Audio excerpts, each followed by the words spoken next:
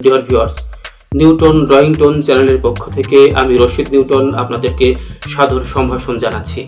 আপনারা যারা আমার চ্যানেলের সঙ্গে থেকে আমাকে উৎসাহিত করে চলেছেন, তাদেরকে অনেক অনেক ধন্যবাদ এবং কৃতজ্ঞতা। আমি প্রায় প্রতিদিনই কোনো না কোনো ভিডিও আপনাদের দেবার চেষ্টা করছি। আপনাদের ঠিক কেমন লাগছে জানি না, তবে আমি আমার সাধ্যমতো চেষ্টা করে যাচ্ছি। যারা আসলে ড্রয়িং শিখতে চান বা ড্রয়িং চর্চা করতে চান, তাদের জন্য আমার এই চ্যানেল। তো আমি আপনাদের শেখাচ্ছি ঠিক তা নয়, আমি নিজে শিখছি, তবে যা শিখছি আপনাদের সঙ্গে নিয়ে শিখছি।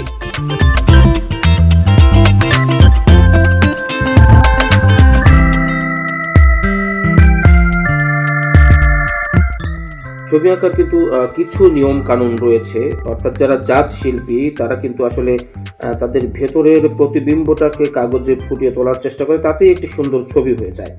তবে কিছু নিয়ম কানুন কিন্তু রয়েছে, আর্টেরও কিন্তু কিছু গ্রামার রয়েছে। আমরা যেমন ছোটবেলায় অ আ ক খ শিখে কিন্তু আমরা পড়তে শিখেছি, লিখতে শিখেছি, আর্টেরও তেমন কিছু নিয়ম কানুন রয়েছে। আমরা আমাদের ড্রয়িংগুলোর মধ্যে দিয়ে সেই গ্রামারগুলো আপনাদেরকে দেখিয়ে দেবার চেষ্টা করব, শিখিয়ে দেবার চেষ্টা করব, একসঙ্গে শিখবার চেষ্টা করব।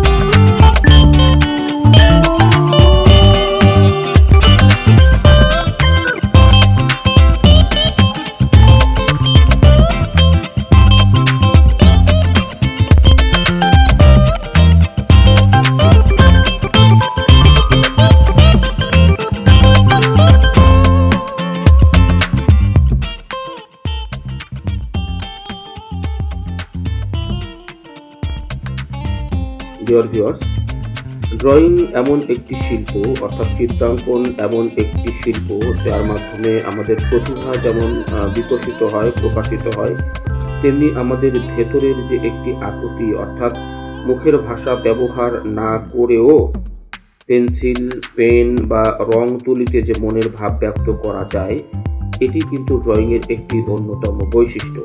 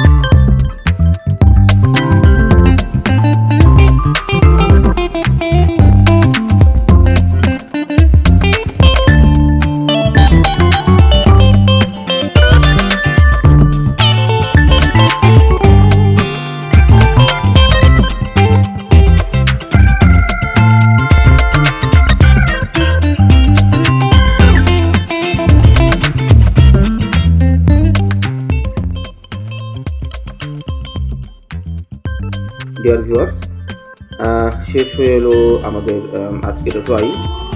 আপনারা দেখতে পেয়েছেন যে ছবিটি আমি এতক্ষণ ধরে আঁকার চেষ্টা করছিলাম, সেটি কিছুটা কিন্তু শেপে নিয়ে আসতে পেরেছি। অর্থাৎ নিশ্চয়ই আপনারা বুঝতে পারছেন যে স্টেপ বাই স্টেপ একটি নিয়মতান্ত্রিক ধারাবাহিকতার মধ্য দিয়ে কিন্তু আমরা এই ছবিটি, এই ড্রয়িংটি বা এই চিত্রটি কিন্তু শেষ করবার চেষ্টা করলাম। আর্টের মধ্যে কিছু গ্রামার রয়েছে, কিছু নিয়ম কানুন রয়েছে, যেগুলো জানলে আসলে ড্রয়িংটা ভীষণ সহজতর হয়ে ওঠে এবং অত্যন্ত জীবন ঘনিষ্ঠ বা জীবন্ত মনে হয় সেই ড্রয়িংটি। তো আপনাদের কেমন লাগলো জানি না, যদি ভালো লেগে থাকে লাইক কমেন্ট করে উৎসাহিত করবেন।